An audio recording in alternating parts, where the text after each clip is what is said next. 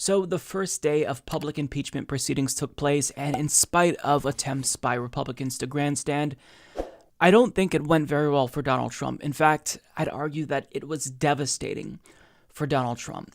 Now, there were hours of hearings to unpack. There's a lot, right? There's a lot of moving parts to this story. But what I want to do is simplify it. Let's reduce this down to just two questions to determine whether or not Donald Trump should be impeached and subsequently removed. One, did he pressure the Ukrainian government to investigate a political opponent, Joe Biden? And two, was there some sort of quid pro quo, implied or otherwise? Meaning, did he say that he would withhold funding? Did he say he wouldn't meet with the president of Ukraine unless they investigated Joe Biden? Now, I believe we got answers to both of those questions, and I think that if you're a reasonable person, you can logically deduce just after today that he's guilty. Now, that's based on what I think. That's not necessarily speaking to legal guilt and legal culpability, because the House, of course, has to vote on this, and then we will determine whether or not he'll be removed in the Senate. But for now, getting to that first question, did he or did he not pressure the Ukrainian president to investigate Joe Biden? We got an answer to that. That was pretty clear. Last Friday, a member of my staff told me of events that occurred on July 26th. While Ambassador Volker and I visited the front, this member of my staff accompanied Ambassador Sondland. Ambassador Sondland met with Mr. Yermak. Following that meeting, in the presence of my staff, at a restaurant, Ambassador Sondland called President Trump and told him of his meetings in Kyiv. The member of my staff could hear President Trump on the phone asking Ambassador Sondland about the investigations. Ambassador Sondland told President Trump the Ukrainians were ready to move forward. Following the call with President Trump, the member of my staff asked Ambassador Sondland what President Trump thought about Ukraine. Ambassador Sondland responded that President Trump cares more about the investigations of Biden, which Giuliani was pressing for.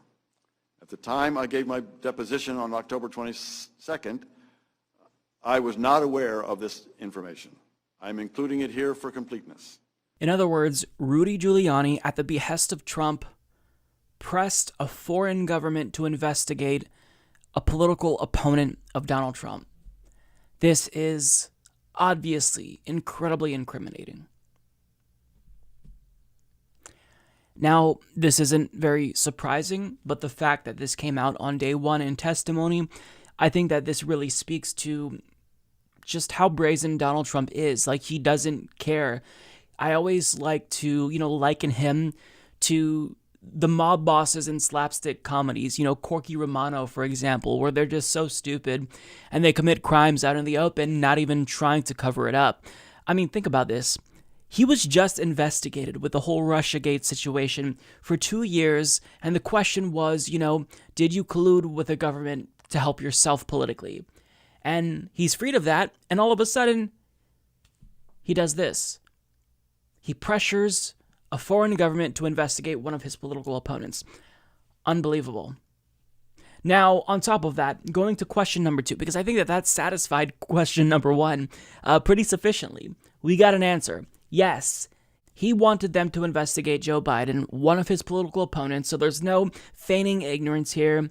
It's out in the open. Everyone heard Bill Taylor's testimony. Now, moving on to the second question. Did Trump withhold aid until said investigation of Joe and Hunter Biden was completed or executed? Well, we got an answer to that as well. Ambassador Sondland also told me that he now recognized that he had made a mistake by earlier telling Ukrainian officials that only a White House meeting with President Zelensky was dependent on a public announcement of the investigations. In fact, Ambassador Sondland said, everything was dependent on such an announcement, including security assistance. He said that President Trump wanted President Zelensky in a public box by making a public statement about ordering such investigations. Wow. So let's just try to step back and digest what's being said here. So there was a quid pro quo, but Ambassador Sondland didn't even know the full scope of it. He just thought that Trump wouldn't agree to meet with the president of Ukraine unless he agreed to investigate one of his political opponents. But it went deeper than that. Trump was withholding aid that was already appropriated by Congress. And he said, you're not getting this unless you investigate my political opponent. Now, we don't necessarily know the extent to which that was stipulated. Maybe it wasn't an implied quid pro quo. But regardless, I mean, you don't have to be a genius or a legal expert to acknowledge this is clearly illegal. If you or I did this, we would be locked in prison already. There wouldn't even be a question. But because Donald Trump is a person in power, well, there is a question. And as Stand Up America put it in a tweet, this testimony tells us we know Trump used military aid to bribe Ukraine to interfere in 2020. We know anyone else who did that would be in jail. What we don't know is if there's a single Republican in Congress who will uphold their oath to defend our Constitution. And that's just it. This testimony confirms that Donald Trump did, in fact, commit a crime. And the answer to both of those questions that we started this segment out with is yes. It's an unequivocal yes. It's just a matter of, will he actually be prosecuted for the crime that he's committed? Not only should he be impeached, but he should actually be removed as well. It's just a matter of, will Republicans actually do it? I'd argue no, but, they're going to try to downplay the revelations of these testimonies, but they know that the writing is on the wall, and this doesn't look very good for Donald Trump or any of his defenders.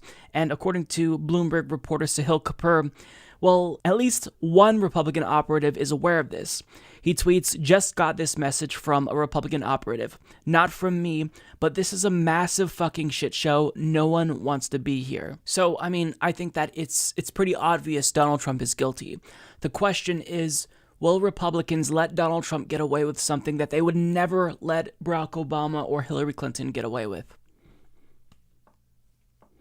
We'll wait and see, but if I had to guess, I'd say Donald Trump will probably get away with this. I think the House will most likely vote to impeach. The Senate probably won't vote to convict him. Now, you can argue that, this isn't the biggest crime that Donald Trump committed. There are more serious impeachable offenses, such as the hush money payments, conflicts of interest, obstruction of justice, or, violations of the emoluments clause. There are bigger issues, and I'd probably agree with you if you made that argument. But what we know with regard to the Ukrainian phone call is that what Donald Trump did here, this is a crime. And it's unquestionably impeachable. It's just a matter of, will he actually be punished for committing a crime? And that's what we will have to wait and see. But this is devastating to Donald Trump. The Humanist Report is fake news. Mike only cares about Crazy Bernie and his wacky socialist ideas. Sad, very sad. I'm unsubscribing.